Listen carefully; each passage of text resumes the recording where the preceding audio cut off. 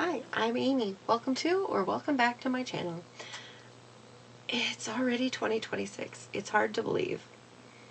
But I do have a list of 26 books that I would like to prioritize in 2026, which means I'll probably need to plan on reading at least 2 of them a month and then add a couple in here and there whenever I have time.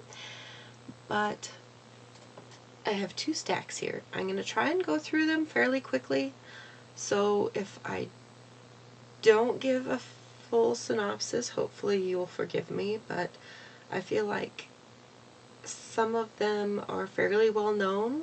Some of them are continuations of series that I've started, so they're not the first book. But I don't want to ramble on too far, so we've got a lot of books to get through, and let's go ahead and get started. So first off, in no particular order, of course, we have Reaper at the Gates, which I believe is the 3rd book in the Ember and the Ashes series by Sabaa Tahir, and this one's kind of a dystopian, it's got a unique magic system, if I remember right. It's been a while since I've read the first 2 books, but I'm excited to continue. I would like to finish a few series this year because I was tallying them up and I am in the middle of several of them. I might do a separate video on that. Next up, we have Slewfoot by Brahm. This one I've seen all over the place and it sounds interesting, so I am looking forward to getting to this one. Possibly saving it for kind of spooky season or Summerween or something along those lines. When the Moon Hatched by Sarah A. Parker. I've heard mixed reviews on this one. I believe it's more romantasy than just like high fantasy, but I'm interested to see what it has in store for me, what my thoughts will be. So there's that one. Brave New World by Aldous Huxley. I've heard a lot of good things about this one. I believe it has a lot of political commentary, and I think it's dystopian. I don't know a whole lot about it, but it did sound intriguing when I've heard reviews on it, so I would like to get to this one this year. We have The Hurricane Wars by Thea Guanzon. I really love the sprayed edges on this one. I think the cover is really pretty, and this one is, I think I'm going to have a lot of fantasy. I'm pretty sure there's a lot of fantasy on this. I tried to be a little bit diverse in my genres, but we'll see what happens. But this one also sounded intriguing, so hopefully I can get to this one. Trying not to go too fast, but not too slow. We have book 3 in the Shatter Me series, Ignite Me by Tahira Mafi. This one, if it wasn't for the fact that I had pretty much the entire series already, I don't know if I would continue it. But I do want to see where our characters go, and I want to see if there's any more, like, plot. Because it feels like there's some important things that happened in the last book, but it also felt like nothing happened. So I'm interested to see where we go with the series. And we have The Darkest Part of the Forest by Holly Black. I'm not expecting this to be like The Cruel Prince, but I do really like the way Holly Black does Fae, and this one did sound intriguing, of course, so I am planning on getting to this one this year also. Curious Tides by Pascal Lascelles. I'm sure I'm pronouncing that wrong. This one also has pretty sprayed edges. I'm hoping this isn't part of... I'm hoping this is the beginning of a series, if it's part of a series. Because sometimes when I shop Barnes & Noble, I end up with a book that was farther into the series than I thought it would be instead of the first book. But it did sound intriguing, and we'll see what it has in store. I feel like I'm going to say it's intriguing several times. Dead Water by C.A. Fletcher. I'm expecting this one to be spooky. It's been on my TBR for a while, and I would really like to get to it. Speaking of completing series that I've started, I also have Finale by Stephanie Garber. I'm hopeful that I'm not disappointed in the conclusion in this trilogy, because there's definitely some room for some things to happen that, I don't know. I guess we'll see. I'm going to try not to have my expectations too high and hope that I enjoy the third book. London Seance Society by Sarah Penner. I like a good seance book. I like spooky stuff, so I'm hoping that this one will be spooky. I'm not entirely sure though, so I guess we'll find out with this one. Play Nice by Rachel Harrison. This is a Book of the Month pick. Actually, so was London Seance Society. But I've heard good things about this, and I'm hoping that it is a spooky good time with a haunted house. And we'll see how that one goes too. Then we have The Foxglove King by Hannah Whitten. I think I have this one and the second book in the series. I probably shouldn't start a new series, but this one's also been on my TBR for a while, and it sounds like fun. Next is a book that I've heard, I think, at least one or two other people talk about, and it sounded really interesting. I like the premise. A Memory Called Empire by Arcady Martin? I keep hitting the spring on my microphone stand. I'm trying something new because I don't think the volume on my videos has been super great. But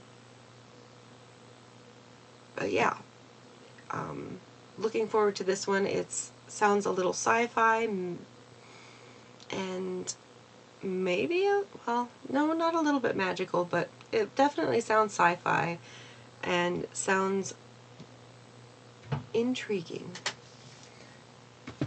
Again, with that word. That's my word of the year, apparently. Then we have Heartless Hunter by Kristen Ciccarelli. I've seen this everywhere, so I'm hoping that I like it because it sounds really good.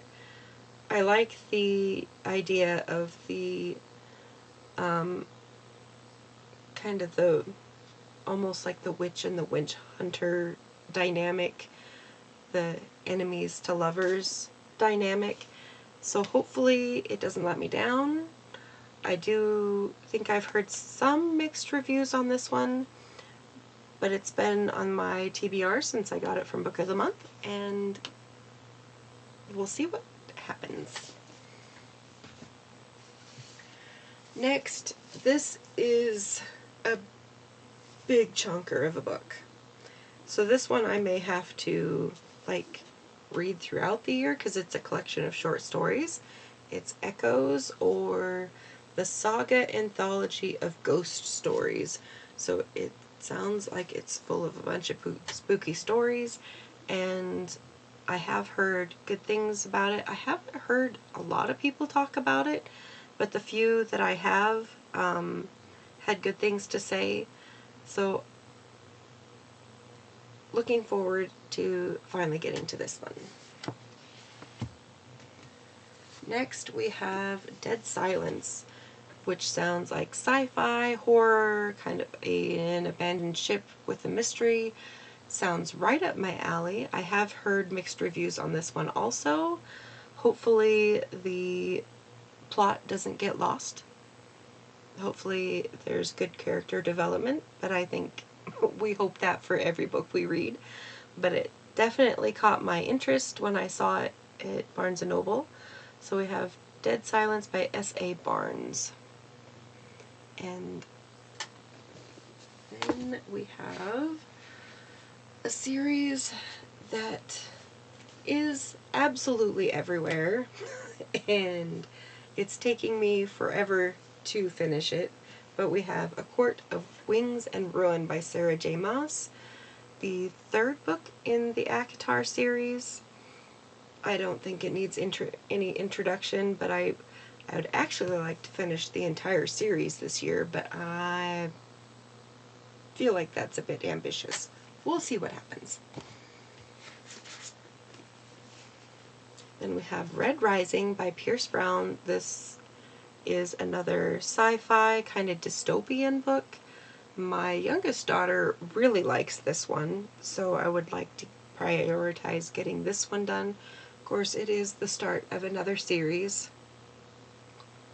I think we have the other two books, so it is potentially a series I could complete this year, at least as far. I think there's a fourth book that's not out yet though, so I guess we'll see what happens. But she really liked it. I hope I like it. Then we have kind of a switch in genres. We have a nonfiction called In the Flow by Alyssa Vitti. I've had this on my TBR for probably 2 years. I think I was watching Caitlin De Silva. I don't know if you've heard of her, but she kind of does lifestyle type vlogs.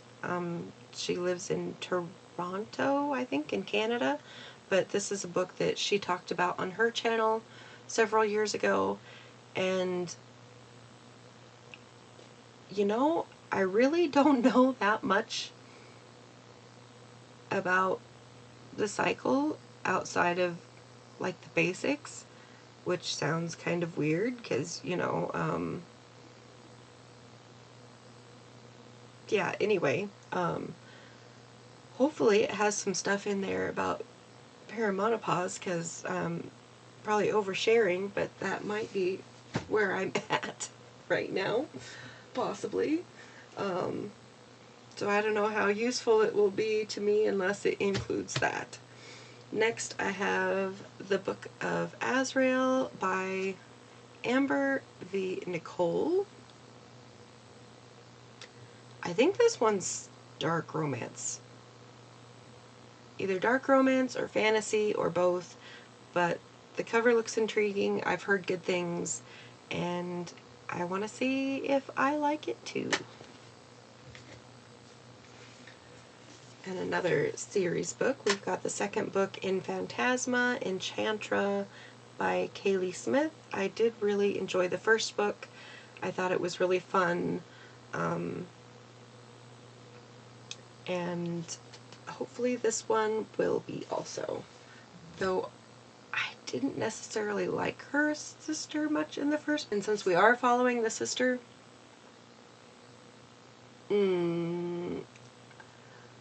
I'm still hopeful, but I'm not holding my breath. And then Emily Wilde's Compendium of Lost Tales by Heather Fawcett. I feel like this is on the same level as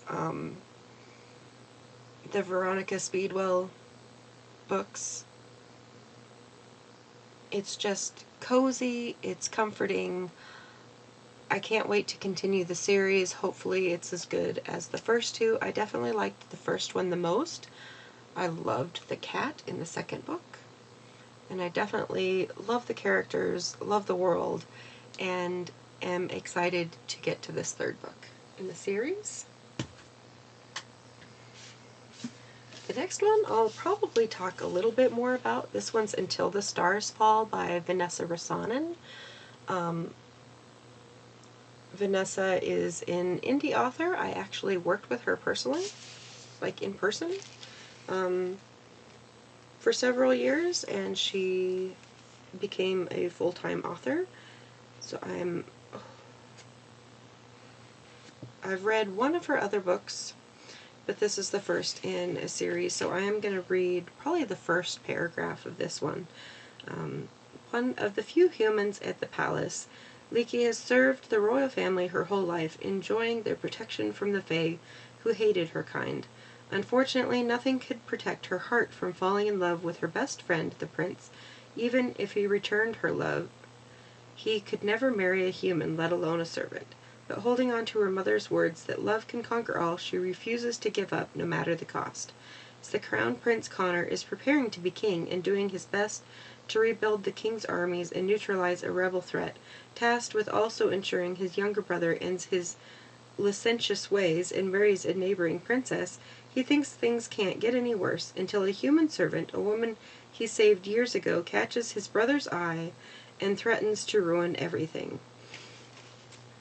There's a little bit more, but I'm looking forward to getting to this one. The second book is out. I think it might just be a duology, but I'm not entirely sure. But yeah, I'm excited to get to this one. It sounds interesting. And then lastly, we have Holly by Adeline Grace. This is the fourth book in the Belladonna series. I'm not entirely sure who we follow in this one, since I thought all of the storylines were kind of wrapped up in the third book. But I think there is also still some mystery about the main character's past that still needs wrapped up from the first two books. So there is that. And there were some new characters that were introduced in the second book, or the third book, that definitely could pull the story in a few different directions. So I'm looking forward to getting to this one. I'm not sure if it completes the series or not, or if there's going to be more, but it would be nice to finish a series. And I think that's all of my 26 in 2026. Let me know if you've read any of these, what you think of them. Is there any that you think I should prioritize over the others, perhaps? I will be trying to add these into my TBRs throughout the year. I know I have The Whispering Night on my January TBR. I need to add one more, but we'll see what happens. I might have to rethink some of my reading TBR, or my reading plans, but I have a lot of plans for this year. I'll probably do a separate video on some of my goals, but I wanted to share my 26 and 2026 list with you, and yeah, happy reading. Hope you have a great day, and what are you going to read in 2026? We'll talk to you next time. Bye-bye.